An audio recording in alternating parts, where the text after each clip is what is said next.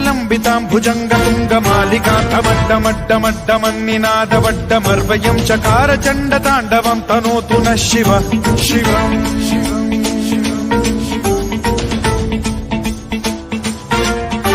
ಜಟಾಕಟಾಹ ಸಂಭ್ರಮ ಭ್ರಮ ನಿಲಿಂಬ ನಿರ್ಝರಿ ವಿಲೋಲ ವೀಚಿ ವಲ್ಲರಿ ವಿರಾಜಮಾನ ಮೂರ್ಧನಿ ಧಗಜ್ವಲಲ್ಲ.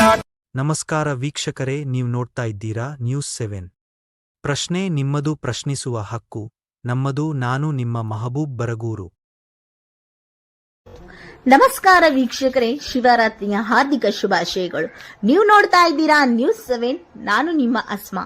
ಶಿರಾ ತಾಲೂಕಿನ ಬರಗೂರು ಪಟ್ಟಣದ ಐತಿಹಾಸಿಕ ಮಹೇಂದ್ರೇಶ್ವರ ದೇವಸ್ಥಾನ. ಶಿರಾ ತಾಲೂಕಿನ ಬರಗೂರು ಪಟ್ಟಣದ ಐತಿಹಾಸಿಕ ಹಿನ್ನೆಲೆಯುಳ್ಳ ಈಶ್ವರ ದೇವಾಲಯ.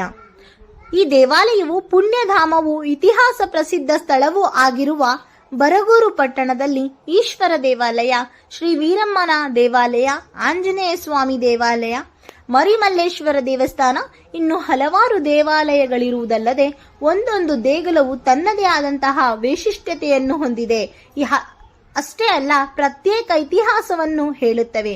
ಅತಿ ಪ್ರಾಚೀನ ಐತಿಹಾಸ ಹಾಗೂ ಪ್ರಾಮುಖ್ಯತೆ ಗಳಿಸಿರುವ ದೇವಾಲಯ ಎಂದರೆ ಈಶ್ವರ ದೇವಾಲಯ. ಶಾಸನಗಳ ಮೂಲಕ ತಿಳಿದು ಬಂದಿರುವ ಅಂಶವೆಂದರೆ ಕ್ರಿಸ್ತಶಕ 872ರಲ್ಲಿ ಈ ದೇವಾಲಯವು ನಿರ್ಮಾಣವಾಗಿದ್ದು, ಇದರ ಸಂಸ್ಥಾಪಕ ಪಲ್ಲವ ಕುಲದ ನೊಳಂಬ ವಂಶದ ಕಂಚಿಯನ್ನು ಆಳಿದ ನೊಳಂಬಾದಿರಾಜ ಮಹೇಂದ್ರನು. ಪಲ್ಲವರ ಮಾಂಡಲಿಕರಾಗಿ ಅನಂತಪುರ ಜಿಲ್ಲೆಯ ಮಡಕಶಿರಾ ಕ್ಷೇತ್ರದಲ್ಲಿನ ಇಂದಿನ ಹೇಮಾವತಿಯನ್ನು ಹೆಂಜೇರು ಎಂಬ ಹೆಸರಿನಲ್ಲಿ ಸುಮಾರು 3 ಶತಮಾನಗಳ ಕಾಲ ಆಳಿದ ವಂಶವೇ ಈ ನೊಳಂಬ ವಂಶ. ನೊಳಂಬ ಅರಸ ಮಹೇಂದ್ರನಿಗೆ 5 ಜನ ಪಟ್ಟದ ರಾಣಿಯರಿದ್ದು, ಅವರಲ್ಲಿ 2ನೇ ಪಟ್ಟದ ರಾಣಿ ಬಿಜ್ಜಾಳ ದೇವಿಗೆ ಬರಗೂರಿನಲ್ಲೊಂದು ಅರಮನೆಯನ್ನ ಕಟ್ಟಿಸಿ 12 ಖಂಡುಗ ಭೂಮಿಯನ್ನು ಕೊಟ್ಟು ಬರಗೂರನ್ನು ರಾಜಧಾನಿಯನ್ನಾಗಿಸಿ ಕೋಲಾರದವರೆಗೂ ಇದ್ದ ಪೊಳಾಲನಾಡು ಪ್ರಾಂತ್ಯವನ್ನಾಳಲು ಬಿಟ್ಟಿದ್ದನು. ಹೆಂಜೇರು ಅಂದ್ರೆ ಈಗಿನ ಹೇಮಾವತಿಗೆ ರಕ್ಷಾ ಕವಚದಂತಿತ್ತು.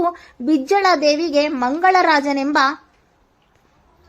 ಪುತ್ರನಿದ್ದು, ಈತನು ಕ್ರಿಸ್ತಶಕ 725ರಲ್ಲಿ ಸಿಂಹಾಸನವನ್ನೇರಿದನು. ವೀರನೂ ಶೂರನೂ ಪ್ರತಾಪಿಯೂ ಆಗಿದ್ದರಿಂದ ಮಂಗಳರಾಜನನ್ನು ಜಯಿಸುವುದು ಸುಲಭವಲ್ಲ ಎಂಬುದನ್ನರಿತ ನೊಳಂಬರ ಪ್ರಬಲ ಶತ್ರು ಪೂರ್ವ ಚಾಳುಕ್ಯದ ಅರಸ ವಿಜಯಾದಿತ್ಯನು ಮೋಸದ ಯುದ್ಧದಲ್ಲಿ ಮಂಗಳನನ್ನು ಹತ್ಯೆಗೈಯುತ್ತಾನೆ. ಏಕೈಕ ಪುತ್ರನನ್ನು ಕಳೆದುಕೊಂಡ ರಾಣಿ ಬಿಜ್ಜಳದೇವಿ ವಿರಕ್ತಳಾಗಿ ಬರಗೂರಿನಲ್ಲಿನ ತನ್ನ ಅರಮನೆಯನ್ನು ಈಶ್ವರ ದೇವಾಲಯವನ್ನಾಗಿ ಪರಿವರ್ತಿಸಿ ತನ್ನರಸನ ಹೆಸರು ಮಹೇಂದ್ರನಾಗಿದ್ದರಿಂದ ಸ್ಥಾಪಿಸಿದ ಶಿವನ ಲಿಂಗಕ್ಕೆ ಮಹೇಂದ್ರೇಶ್ವರ ಎಂಬ ಹೆಸರನ್ನು ಕರೆದು ತನ್ನ ಗಂಡನೊಂದಿಗೆ ಹೆಂಜೇರು ಅಂದ್ರೆ ಈಗಿನ ಆಂಧ್ರ ಪ್ರದೇಶದ ಹೇಮಾವತಿ ನಗರದ ಅರಮನೆ ಸೇರಿಕೊಳ್ಳುತ್ತಾಳೆ. ನೊಳಂಬವಾಡಿಯಲ್ಲಿ ಒಂದು ಕೀಲಕ ಪ್ರದೇಶವಾಗಿದ್ದು, ಬರಗೂರಿಗೆ ಐತಿಹಾಸಿಕ ಪರಂಪರೆಯ ಹಲವು ಶಾಸನಗಳಿವೆ. ಈಶ್ವರ ದೇವರ ರಥೋತ್ಸವ ಬಹಳ ವರ್ಷಗಳ ಹಿಂದೆ ನಡೆಯುತ್ತಿತ್ತು ಎಂದು ಅನೇಕ ಹಿರಿಯರು ಹೇಳುತ್ತಾರೆ. ಇವು ತನ್ನದೇ ಆದ ವಿಶಿಷ್ಟವಿದೆ. ಮಂಟಪದಿಂದ ಸೂರ್ಯನ ಕಿರಣಗಳು ಗರ್ಭಗುಡಿಯಲ್ಲಿರುವ ಶಿವಲಿಂಗದ ಮೇಲೆ ಬೆಳಕು ಬೀರುತ್ತವೆ ಎಂಬುದು ಇದನ್ನು ತೂಗು ಮಂಟಪವೆಂದು ಕರೆಯಲಾಗುತ್ತದೆ.